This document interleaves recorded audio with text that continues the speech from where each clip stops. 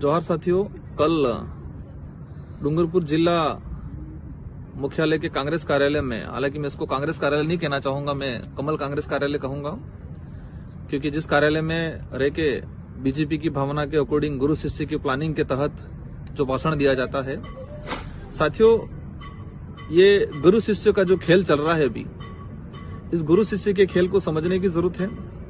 कल शिष्य के द्वारा जो बयान दिया गया है, हालांकि इस पे मैं कोई टीका टिप्पणी भी नहीं करना चाह रहा, न कोई इसमें जवाब देना चाह रहा, स्पष्टीकरण देना चाह रहा, न कोई पलटवार करना चाह रहा, लेकिन इसका वास्तविक विश्लेषण करना चाह रहा कि अभी किस तरह से प्लानिंग के तहत लोगों को गुमराह करने का जो प्लानिंग किया जा रहा है, गुरु शिष्य के द्वारा जो खेल खेला जा रहा है, उस खेल को समझने की जरूरत है। साथियों, उन्होंने जो कहा, आप समझ गए होंगे मैं गुरु शिष्य किसको कहना चाह रहा हूं। हमारे डूंगरपुर विधायक गणेश जी गोगरा द्वारा जो भाषण दिया गया, तो कह रहे हैं बीटीपी वाले, बीएपी वाले कह रहे हैं कि कांग्रेस, जैसे कैलाश भाई ने अच्छी बात की, बात भी सही है। आज युवाओं में यह है कि आरक्षण बेच दिया, लेकिन आरक्षण बेच दिया या नहीं बेचा, जो 2013 का क्या है भाई, राज्यपाल ने क्या गजट नोटिफिकेशन जारी किया वो आप सबको पता है। लेकिन वो युवाओं में यह है, तो हमें भी तो ये कहना है कि जो बीएपी के जो 2 विधायक थे, कांग्रेस ने खैर 1 बार आरक्षण बेचा, लेकिन तुमने आरक्षण को 3 बार बेचा। उस भाषण में उन्होंने जिस तरह से आरोप लगाया गया कि हम पे आरोप लगाया गया, क्या कहा, आरक्षण बेच दिया बीएपी के विधायक, बीटीपी के विधायकों ने। हम पिछली बार 2 विधायक थे, क्या हमने, हमारी सरकार थी, या हमने कोई अधिसूचना जारी किया आरक्षण को लेके, या हमारी मौजूदगी में कोई अधिसूचना जारी हुई थी? अधिसूचना 2013 में जारी हुई थी और वो महेंद्रजीत मालवीय जो उस समय मंत्री थे, उनके कर कमलों से जारी हुई थी। लेकिन मालवीय जी की कमी को छुपाने के लिए, गुरु की कमजोरी को छुपाने के लिए, गुरु के द्वारा तैयार किए गए भाषण को शिष्य द्वारा कल कहा गया। 3 बार आरक्षण बेच दिया, अटैची लेके आरक्षण बेच दिया। इसका मतलब वो खुद की पार्टी पे आरोप लगा रहे हैं। इसका मतलब ये हुआ खुद की पार्टी गलत है।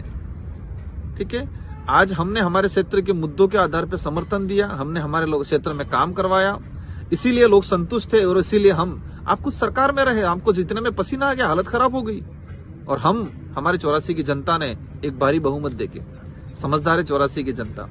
साथियों, मैं उन बातों पे ज्यादा नहीं जाना चाहूंगा, लेकिन वो गुरु की प्लानिंग के तहत गुरु को फायदा पहुंचाने के लिए कांग्रेस के अंदर रह के भाजपा को फायदा पहुंचाने का जो तरीका है उनका, आप समझ रहे होंगे। चल रहा था 2 विधायक और जाने वाले, ये खुद जाने वाले थे, लेकिन उनको पता है अगर मैं चला गया, उपचुनाव होंगे, मैं जीत नहीं पाऊंगा, इसलिए उन्होंने तय किया है कि कांग्रेस के अंदर रह के भाजपा को कैसे फायदा पहुंचाए। आज आप देख सकते हो क्या कह रहे हैं ये, कि कांग्रेस मेरी माँ है। आज कांग्रेस ने हमको दूध पिलाया, आज कांग्रेस ने हमको कपड़े पहना सिखाया, आज कांग्रेस ने हमें खाना सिखाया, कांग्रेस ने हमें खाट में बैठना सिखाया। आज उस माँ को हमारी जरूरत है इसी कठिन परिस्थितियों में।